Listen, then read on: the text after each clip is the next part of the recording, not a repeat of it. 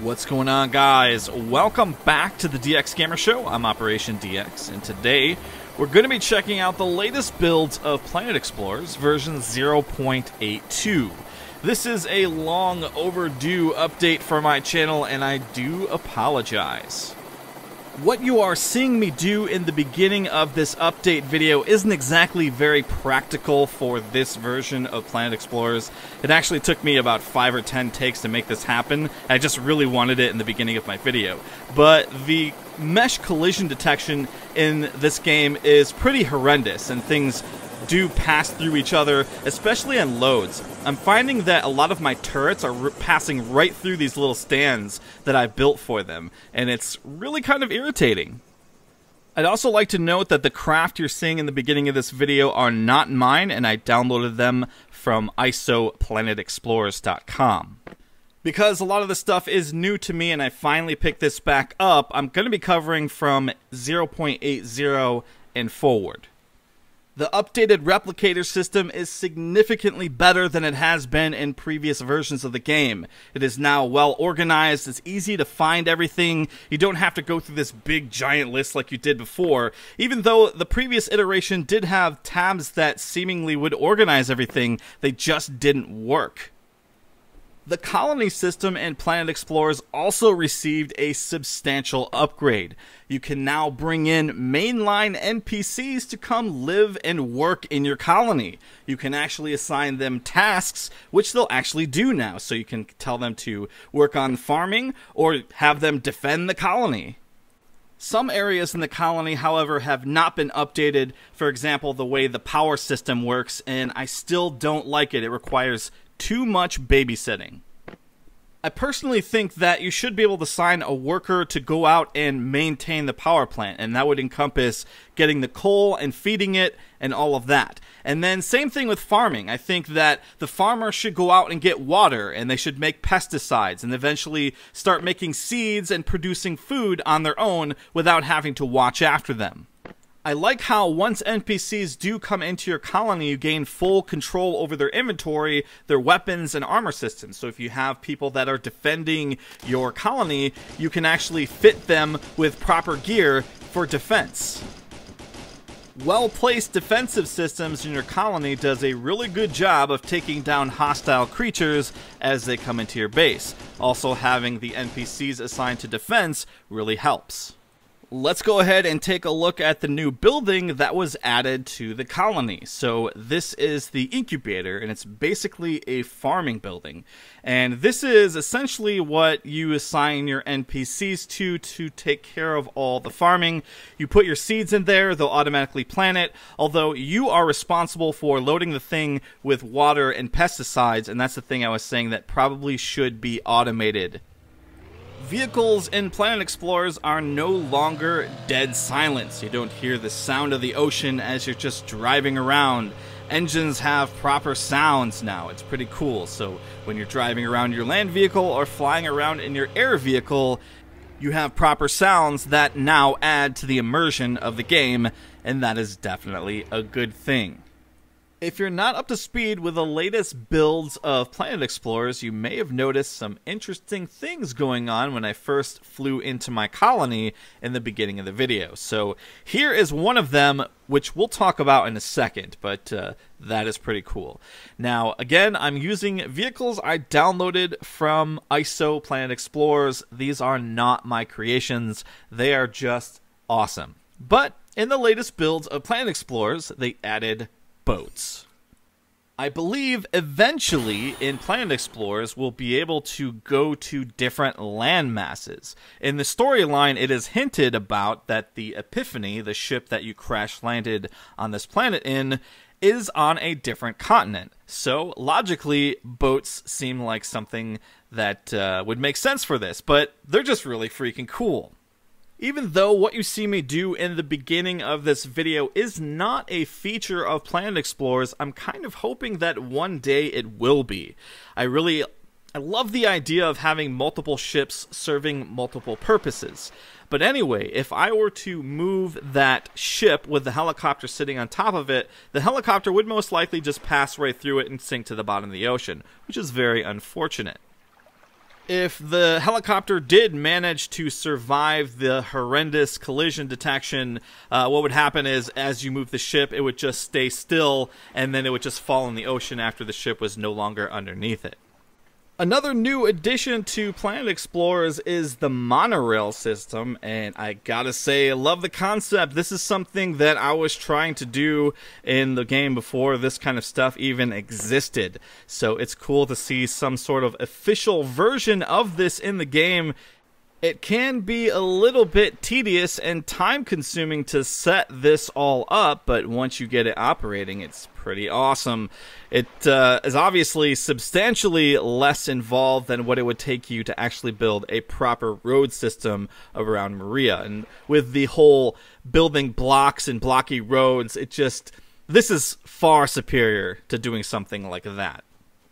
Here's a look at how I went about building my monorail system. So you got to have all the parts in your inventory to actually get this going. And you want to make sure you have a few extra resources so you can build more of the junction points if you run out on your way to whatever destination you're setting up. Once you have the whole system set up, the train is automated and it just automatically goes back and forth between the two destination points. If I were to suggest a little bit of an improvement to the developers, I would suggest that between each joint point to have the track actually automatically smooth itself out. That way it's not doing these jerky turns between each joint. I would also probably suggest speeding the monorail up to where it's faster than, say, the aircraft. That way it is a viable mode of transportation. It's just hard to go back to anything once you have the ability to fly around in this game. With all that said, I'm glad this is in the game. This is an awesome addition to Planet Explorers.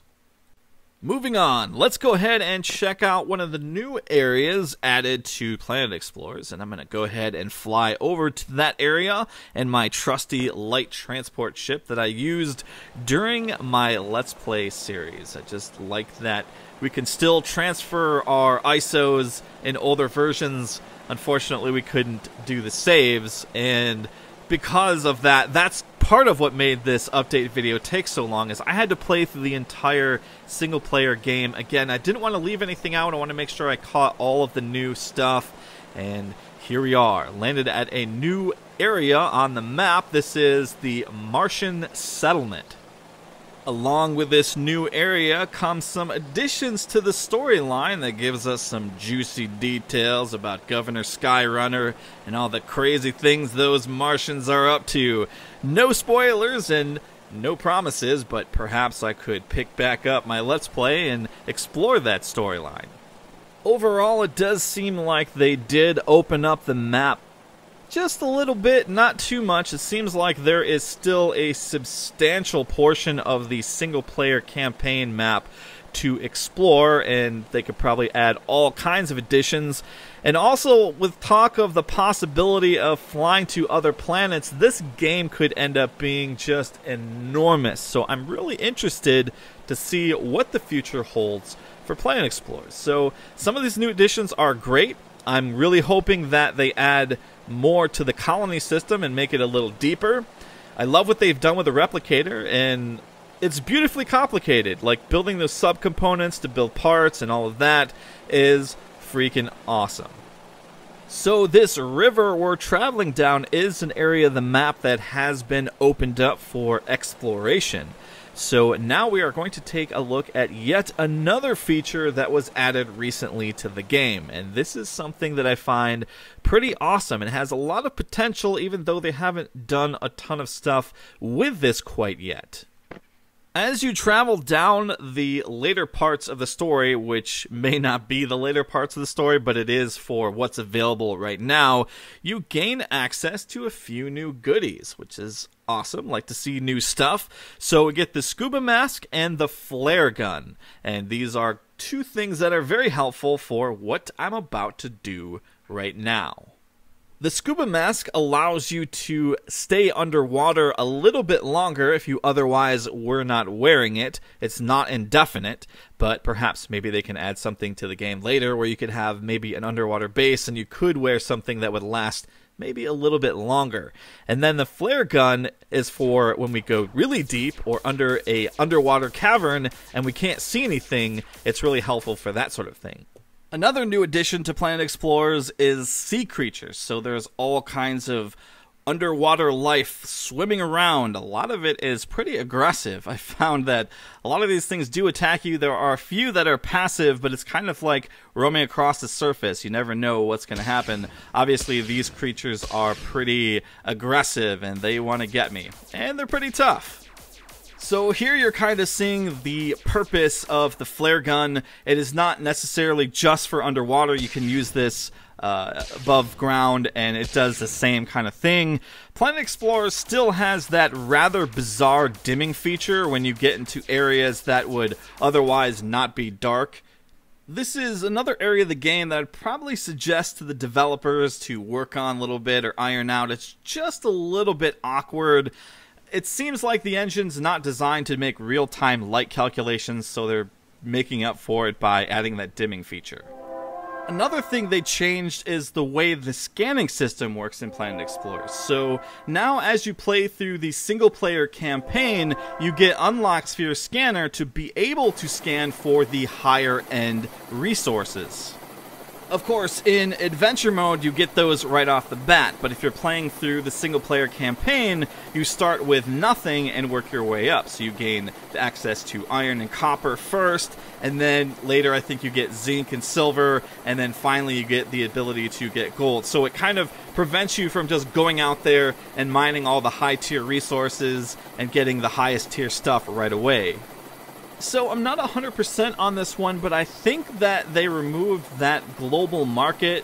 You used to be able to hit like a certain combination of keys. It would bring up the global market and you could buy pretty much anything in the entire game at any point in the game. And I thought that was especially bad for single player. I think they removed that feature.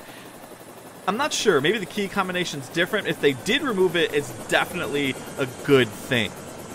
So here's an area I discovered while playing through the game for a second time, and this is kind of off the beaten path. I just wanted to a little more deeply explore the map, and there's actually a couple of really cool areas to find. I don't know if this was necessarily in previous versions of the game. It does seem like the map got a little bit of a tweak in certain areas, but definitely cool nonetheless. What would be really cool is if areas like this in the game had some significance, like a hidden piece of gear that you couldn't necessarily replicate with your replicator, like some hidden alien artifact. And it kind of makes me wonder about some of these things that you're collecting throughout the game. Some of the boss fights give you these special pieces of gear that sell for a decent price, and it certainly helps you along throughout the single-player campaign, but it would be more cool if these special drops from these bosses actually assembled into another, again, special type of gear. I like loot, man, and I like gear, so it would be cool to see like something like that, some kind of special system in the game that couldn't be just made through the run-of-the-mill crafting system. So I may have missed a thing or two, but for the most part I have covered a majority of the new additions and features in the new build of the game. There was, of course, a substantial amount of bug fixing, and, well, with the new patches, some additional bugs that got introduced to the game, and then later fixed with some new updates. So now we have the next big update coming, I believe, at the end of July, and that's going to be pretty cool. And then the next really big update, 0.90, is going to add a whole bunch of editing to the game. I believe the story editor. I don't know exactly all that's going to be involved with that. It sounds pretty ambitious and crazy, but still, can't wait to see what these guys come up with. Because I was rather methodical in my exploration playing through this single-player game the second time around, I discovered a couple of really cool places that storyline isn't quite connected to yet, or it's maybe not going to be. It would be really cool if the native camps here like had some additional thing, like if you hit these camps, because they're actually kind of tough to take down, maybe you could get, again, some other really cool piece of loot or some goodies. or some advanced technology for your replicator. I don't know, but there's some really neat things they could do. I'm kind of assuming that these are going to be tied to story, though. Anyway, the new update for Planet Explorers is rather awesome. I've enjoyed my time playing through it, but that is going to wrap things up for this video, guys. Thanks for watching. I'll see you next time. Have a great day and take care.